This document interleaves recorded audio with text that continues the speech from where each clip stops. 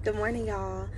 Today is day number 2 of the 21-day challenge, and I just wanted to really talk about day number 1 and what it brought up for me. I know it was only day number 1, it's day number 2, and I got some days to go. I was thinking about that this morning. Whew. But I, in the midst of thinking about that, was encouraging myself and just really wanting to honor myself for being willing to be vulnerable by coming and allowing myself to share my talents with the world. I think that it takes courage to allow ourselves to be vulnerable, and that's number 1 in doing this challenge. And then number 2 is believing in ourselves and having a clear vision of where it is that God has called us to be, and what it is that God has called us to do, and being willing to do so. For me, where I was when I was, what the challenge has done for me is caused me to really gain a sense of clarity where there may have been some confusion, and just some brain and mental fog, some emotional fog. We already know where we are spiritually is in a war zone, and it's important for us to realize when we're going through things and we may feel defeated. On a scale from 1 to 10 every day, your belief in yourself may not always be at a 10. Sometimes you go through things in life that may make you doubtful, make you feel defeated, just make you not even have the mental energy or capacity to be at a 10. Some days you may be at a level 2, some days you may be at a level 5, but it's important for us to take responsibility of the things that God has planted within us, and make sure that we're bringing it forth and that we're being fruitful in it. I'm reminded of the parable of the talents, with the 3 people, one giving 5, bringing back 5 talents, one getting 2, bringing back the 2, and the person who got 1 talent went and buried his, tried to hide it, which to me is a reflection of, like, in the Bible I think they call him lazy. So definitely not being fruitful, but it's a reflection to me of, like, a lack mentality versus an abundance mentality. And so it's important for us to make sure that we are surveying our mind, surveying our heart space, and when the different seasons, whether it's spring, whether it's summer, winter, fall, being able to identify where we are, and when we need to go back before the Father to be able to be replenished, to be able to be renewed, to be able to put on the full armor of God daily, recognizing that we're in a war, and we during this time as this of this during during such a time as this, He has called us to be in existence and to be able to play out our part, the vision that He has given us, with those who are also part of the body and being kingdom minded. And so it's important for us to make sure that we are surrounding ourselves with others who are kingdom minded and who are also seeking His face and who are cognizant of where we are, and the spiritual warfare that is taking place and what our role is in the body. And it's duly important that not only do we believe in ourselves and see ourselves correctly, according to what God has shown us about who we are, but that we are also allowing the people that we allow in our inner courts are also able to see us correctly as He sees us, and who are willing to, when they see us, man down, defeated on the wayside, who are not just going to run by you and leave you there downtrodden, but who are willing to lift you up, willing to meet you where you are because they see you, they believe in you, and are willing to relight that flame or help ignite that flame for you. It's so important. On this journey, there are many people that surround us day to day, okay, whether that's, in the multitude of family, in the multitude of work, restaurants, just government, whatever. There's so many people, but it's up to us to be discerning of those people in our path, on our path, and that are around us, who they are and who we are and how they see us. People may see you, but do they really see you? Are they seeing you correctly? Are they seeing you through the correct lens? Are they seeing you through whatever illusions that the enemy, because that's how he plays, may set forth? It's important for us to go before the Lord, not only for ourselves, but also for the people that may be surrounding or entering in and out of the scenes of our life, right?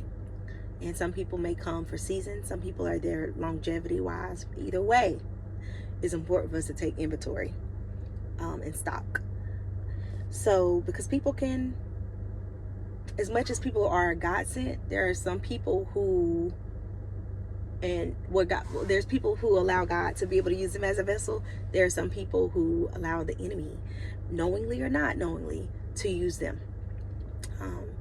And we have to guard those things that God has planted within us, so that the enemy, who we know is seeking to and fro, whom he may devour, that he is not able to steal, kill, and destroy. And how does he do that? Sometimes through different seasons, through warfare, through things, but even through hurdles, through chaos, through confusion, and sometimes through people. A lot of times through people. So it's important for us. I'm getting back to my main point with belief, and my gratitude for the woman who put me up to this challenge, who saw me not performing at the highest amount of my potential, who got curious to lean in enough and say, hey, let's meet for dinner. What's going on? You know, like, Courtney, you busy, you doing, but are you productive? You know what I'm saying? Like, this is what I'm seeing. This is how it's coming across to me. Correct me if I'm wrong. You know, and whoa, she helped unpack some things. You know what I'm saying? She saw me. I'm in and around. I'm moving. And people around me daily.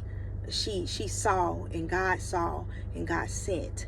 And I'm grateful. And we all need that. We all need a sense of connection and belonging. But it's very important that it's God sent. Because people can spiral.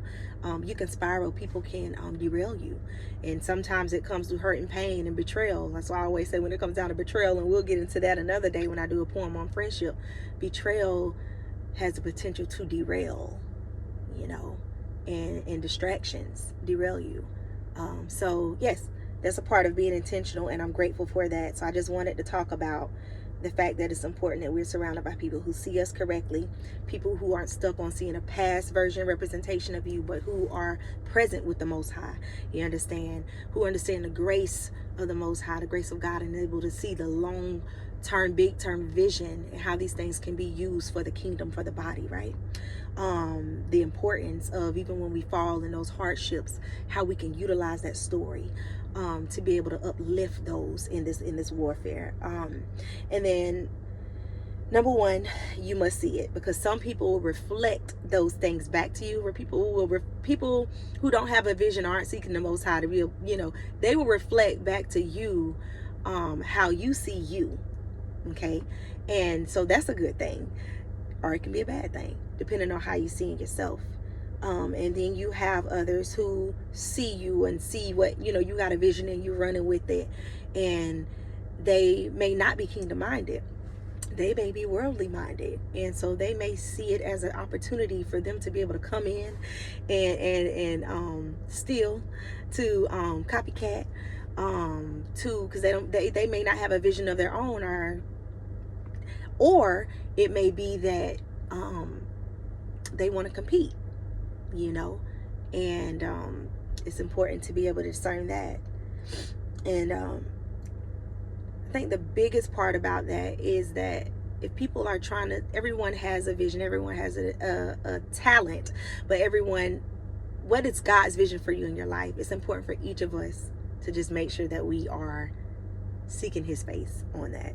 And it will help you to stay in your own lane, and in pursuing that, not to see others as competition, you know, but just as comrades, and being able to empower one another in our own visions to see how they can work together for such a time as this collectively. That's all I wanted to say. Okay, and to be grateful for God's sins, who in our vision of ourselves or gets a little blurry, who are able to help come along and wipe that mirror clean and give some clarity. So I just wanted to read this poem today called Passion, to help anyone out there to be able to, figure out what that passion is and help to ignite that passion within yourself. Passion. Crouching tiger, hidden dragon, tell me now, where lies your passion? I want to see, hear, and feel. Don't hinder your light. There is no time for masking. Stand bold, stand confident, stand sure, knowing that you possess all it takes to endure. And endure, you will, one day, one moment, one step at a time.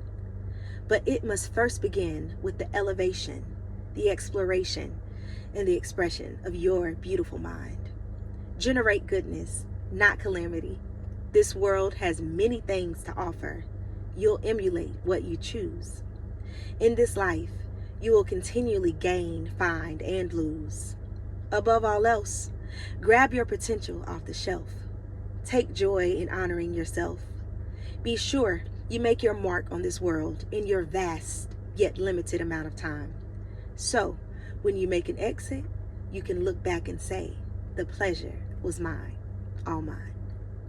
So I hope that encourages y'all today to, number one, believe in yourself. And number two, pursue those passions, those things that God has implanted inside of you.